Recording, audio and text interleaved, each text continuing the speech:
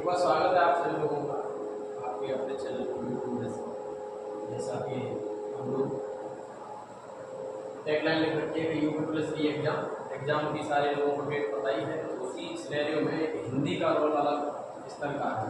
हिंदी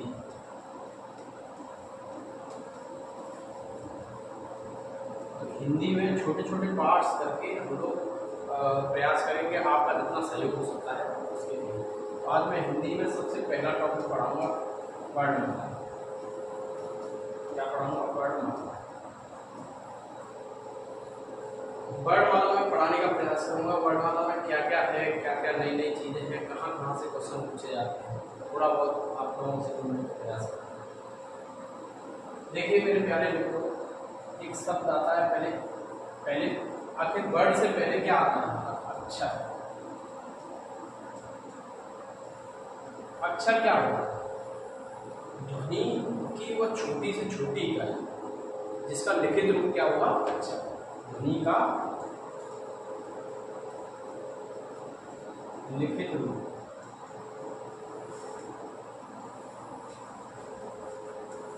हमारा क्या कहलाएगा? अक्षर। और अक्षर ये क्या है कि ध्वनि, जैसे ध्वनि हम क्या कहते हैं, जैसे जो भी शब्द बोल रहे हैं वो क्या कहलाएंगे? हमारी ध्वनि। और ध्वनि का ही जो लिखित रूप होगा वो क्या कहलाएगा? अक्षर। देखो ध्वनि भी दो प्रकार की होती है, खंड ध्वनि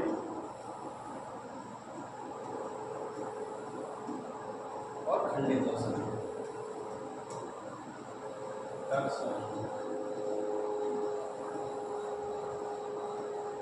खंड ध्वनि क्या होता है? जिसके खंड जिसके खंड हो जाए। और खंडित ध्वनि का मतलब खंड से कम, जिसके खंड ना हो। जैसे अनुतान, लहर, संगम।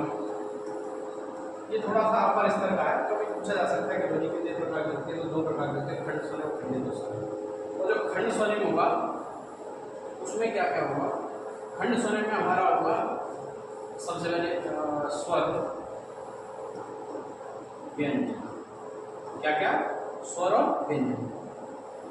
स्वर और व्यंजनों को किस तरीके से हम डिस्क्राइब करेंगे, वही मैं अक्षर से पहले ध्वनि का प्रारंभ किया, फिर उसके बाद अक्षर का लिया। अब अक्षर का जो सारांश होगा, अक्षर से आता है वर्ण। वर्ण क्या होता है? जिसके खंड न किए जा सकते हैं। वर्ण क्या होता है? जिसके खंड न किए जा सकते।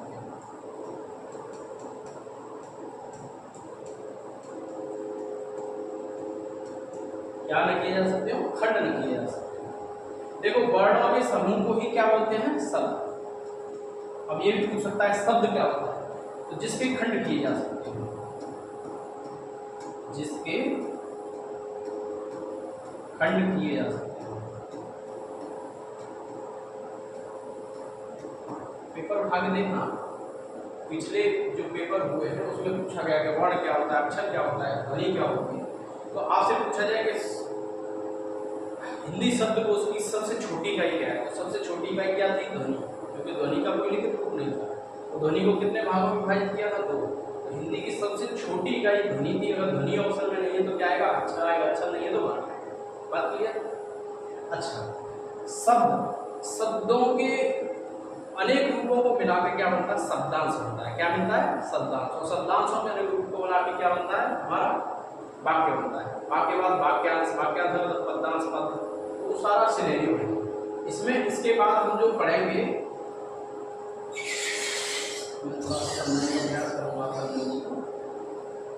वर्णमाला। हमारा जो फोकस है किस पे है? वर्णमाला। वर्णमाला जैसे फूल सजाते हैं तो फूल सजाने के बाद एक माला बनती है, उसी तरीके से वर्णों के व्यवस्थित समूह, इसको मेरे भाई वर्णों के व्यवस्थित समूह क्या कहते हैं? वर्ण। वर्णों की व्यवस्थित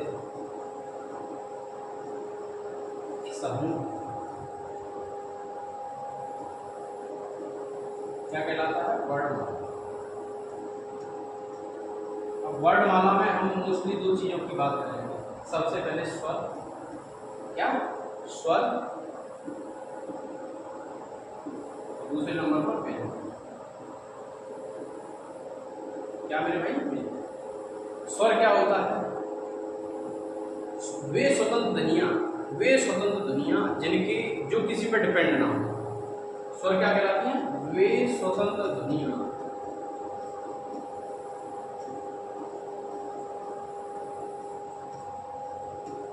जो किसी पर डिपेंड ना हो, मतलब जिनके टुकड़े ना हो, इनसे कोई मतलब नहीं, जो स्वतंत्र हो। व्यंजन क्या कहलाते हैं? स्वरों के सहयोग से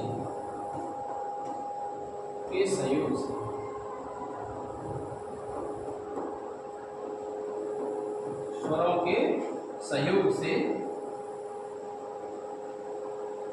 बनी ध्वनियां क्या कहलाएंगे मेरे भाई? व्यंजन कहलाएंगे। तो आज मैं प्रयास करूंगा कि आपका स्वर कंप्लीट तरीके से खत्म हो जाए। क्या खत्म हो जाए? स्वर। जैसे स्वर कितने होते हैं? पहली बात,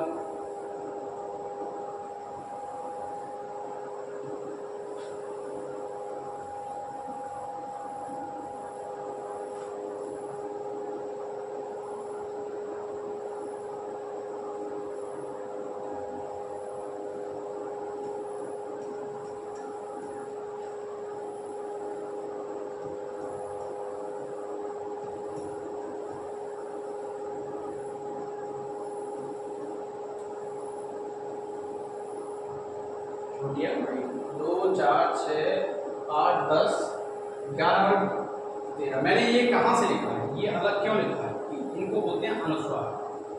क्या बोलते हैं? अनुस्वार।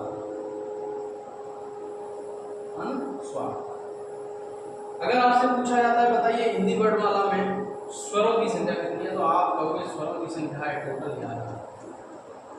कितनी है? 11। और आपसे पूछा कुल स्वरों की संख्या कितनी है, तो कुल स्वरों की संख्या है मेरे भाई,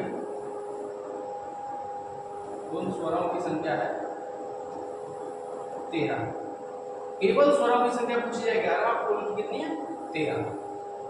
अच्छा, अब आपके दिमाग में एक बात आ रही होगी कि मैंने रिली को यहाँ पे बैठाया। मैं अभी एक चीज को समझाऊंगा, जब कंटक के आधार पर आपको स्वरों का विच्छेद करूंगा, कंठ ताल मूर्धन दोष, उसमें आपको पता चलेगा कि ये रिली को मैंने यहाँ पे बैठाया।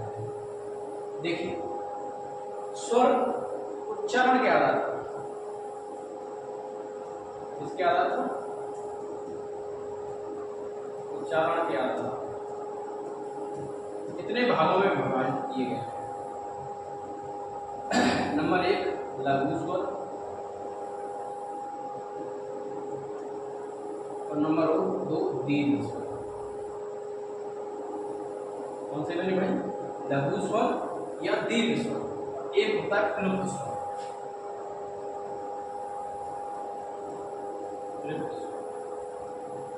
इसका दूसरा नाम क्या है? इसका दूसरा नाम है एक मात्रिक,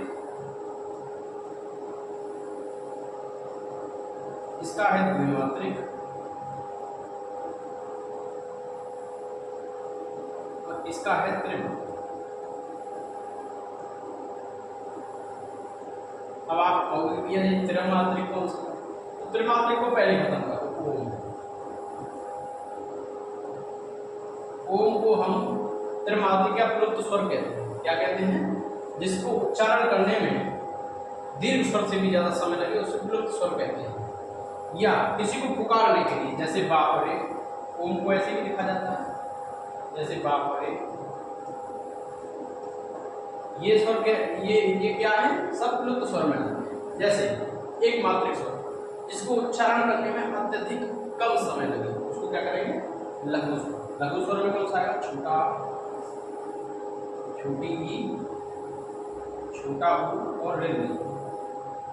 कौन सा? छोटा आ, छोटी ई, छोटा ऊ और ऋ। अब बाकी जितने बचे हुए हैं, जैसे बड़ा, बड़ी ई, बड़ा ऊ, छोटी ए, बड़ी ए और छोटा ओ और बड़ा। अब मैंने देखा ये कैसे कैसे किस किस से मिलके बने होंगे। आप कहोगे ये आ प्लस आ, ये ई प्लस ई, ये u प्लस u, ये किससे मिलकर बना होगा आ प्लस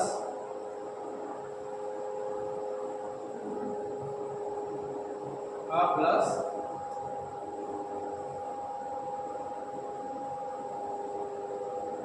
आ प्लस ए, सॉरी छोटी ई,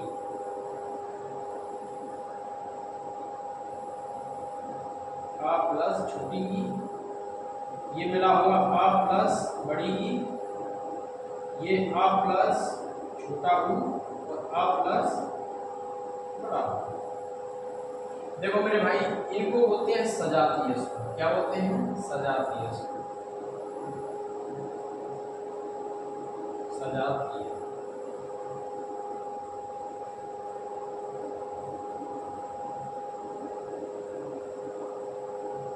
और इनको बोलते हैं विजातीय। ये बेजातीय, विजातीय स्वर। और इसी का दूसरा नाम है संयुक्त स्वर। क्या है मेरे भाई? संयुक्त स्वर। काफी पेपर में पूछा जाता है संयुक्त स्वर। तो फेवरेट क्वेश्चन है, तो पूछ लेगा निम्न में से कौन सा संयुक्त स्वर है। ऑप्शन दे देगा बड़ा आ, बड़ी ई, छोटा बड़ा u और छोटी ई। तो आंसर कौन सा होगा? छोटी। क्लियर है? मेरा मानना है कि इस चीज को क्लियर कर पाए होंगे। अब देखो क्वेश्चन में कैसे पेपर में कैसे क्वेश्चन बना सकता है। निम्न में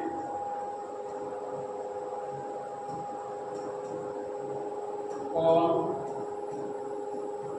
संयुक्त स्वर है? संयुक्त स्वर है। ऑप्शन ए बड़ा, ऑप्शन बी बड़ी, ऑप्शन सी बड़ा u, ऑप्शन डी छोटा। अगर ऑप्शन इस तरीके से है तो आंसर होगा मेरे भाई ये वाला। बात क्लियर है? और अगर ऑप्शन इस तरीके से है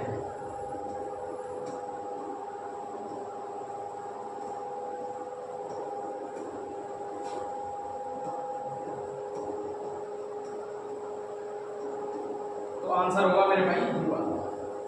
देख लेना, ऑप्शन पर डिपेंड करता है निम्न में से संयुक्त स्वर कौन सा है। और पेपर में कई बार पूछा हुआ है। मुझे लगता है, मुझे उम्मीद है कि आप लोगों ने इस चीज को बेहतर तरीके से समझा होगा। मैं आगे बढ़ता हूं। इसके बाद आता है जीव के प्रयोग के आधार पर स्वरों का वर्गीकरण।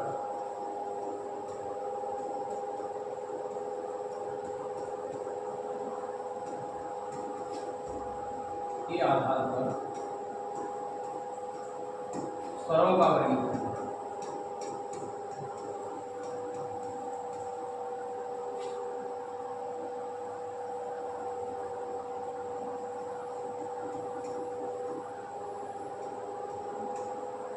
देखो, अब ये हमारी मान लो जीव है, तो इसका कौन कौन सा भाग यूज कर सकते हैं? अग्रभाग, मध्य भाग और पक्ष। क्लियर? तो नंबर फर्स्ट अग्रभाग, नंबर सेकंड मध्य भाग, नंबर थर्ड है पक्ष भाग। किसी को कोई दिक्कत हो इसको समझने में बताइए। जिसमें जीव का आगे वाला भाग प्रयोग हो उसे अग्रभाग, जिसमें मध्य वाला भाग प्रयोग हो उसे मध्य भाग, और जिसमें पक्ष वाला प्रयोग हो उसे पक्ष भाग। मध्य भाग में याद कर लो केवल और केवल छोटा आ आएगा। क्या आएगा? छोटा आ। और अग्रभाग में छोटी ई, बड़ी ई, छोटी ए, बड़ी ए। और बाकी जितने बच रहे हैं सब इसमें आ जाएंगे पक्ष भाग। बड़ा आ जाएगा, छोटा ऊ, बड़ा ऊ आ जाएगा, छोटा ऊ, बड़ा ऊ। किसी को इस बात को समझने में कोई प्रॉब्लम हो तो क्लियर? जीव के प्रयोग के आधार पर स्वरों का वर्गीकरण क्लियर होगा। अब देखो होठों के प्रयोग के आधार पर। इसके भाई होठों के प्रयोग के आधार पर, होठों के प्रयोग के आधार।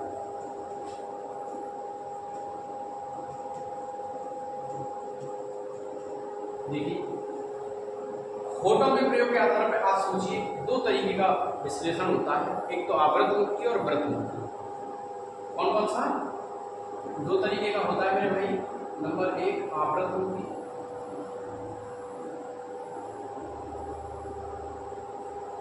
और नंबर दो व्रतमुखी।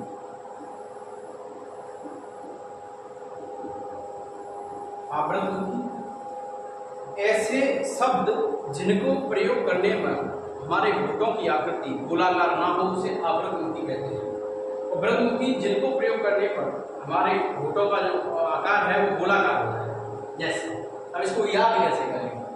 तो जहां ओ आए इंग्लिश में, जैसे ओ कहाँ आता है? छोटे ओ में आता है, बड़े ओ में आता है, डबल ओ, छोटे ओ में आता है और बड़े ओ में आता है, और कहीं ओ आता है नहीं। ये आवृतमुखी हो गए, तो ये व्रतमुखी हो गए, तो बाकी के बच्चे कहाँ? अ, आ, ई, छोटी ए और बड़ी ए। कोई भी किसी को अगर दिक्कत हो, देखो इसमें ओ, इसमें डबल ओ, इसमें ए ओ, इसमें ए डबल ओ या ए यू, क्लियर? जहां ओ आएगा वो व्रतमुखी। किसी को कोई दिक्कत हो तो बताओ। देखो अब तुम्हारा रह गया कंठ। कंठ के प्रयोग के आधार पर, इसके कंठ के प्रयोग के आधार पर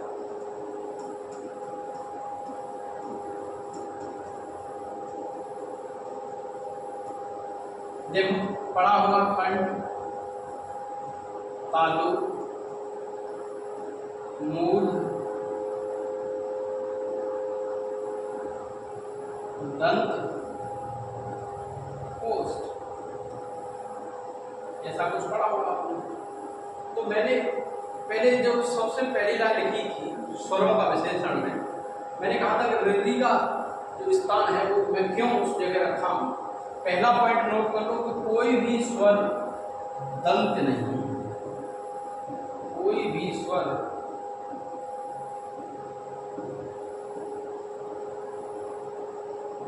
दंत नहीं है, क्लियर है? कोई भी ऐसा स्वर नहीं है जिससे प्रयोग करने में दांतों का यूज होगा। देखो कंठ में कौन सा आ जाएगा? पहला वाला दो, छोटा बड़ा, ऐसा स्वर जिसको प्रयोग करने में हमारे कंठ से ध्वनि होती है। तालु मतलब जीभ से ऊपर वाला हिस्सा, तालु में आ जाएगा छोटी ई और बड़ी ई। अब मूर्ध में कौन सा आएगा? मूर्ध में केवल और केवल वृद्धि आएगा, इसलिए मैं इनको इसके पीछे रखा, ठीक है? ओष्ठ में छोटा ओ, बड़ा ओ।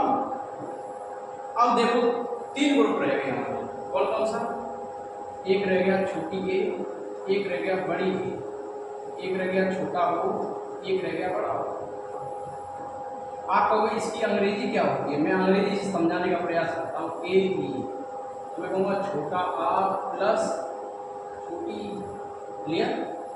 इसकी अंग्रेजी क्या होती है? ए आई, मैं कहूँगा छोटा आ प्लस बड़ी। इसकी अंग्रेजी क्या होती है? ए ओ, छोटा आ प्लस छोटा ओ। और इसकी अंग्रेजी क्या होती है? ए यू, छोटा आ प्लस बड़ा ओ। किसी को कोई दिक्कत है? देखो छोटा आ क्या होता है? कंठ, और छोटी क्या होती है? तालु। तो छोटी जो ए होगी वो होगी कंठ तालु, कंठ तालु। तो छोटी ए और बड़ी ए किसमें आ गए? कंठ तालु। अब देखो ये तो कंठ में आ गया और ये वाला किसमें आ गया? ओष्ठ में। तो ये दोनों किसमें आ गए? कंठ ओष्ठ, कंठ ओष्ठ। किसी को भी कोई दिक्कत हो स्वरों के विश्लेषण में तो मेरे से कोई सवाल कर सकता है।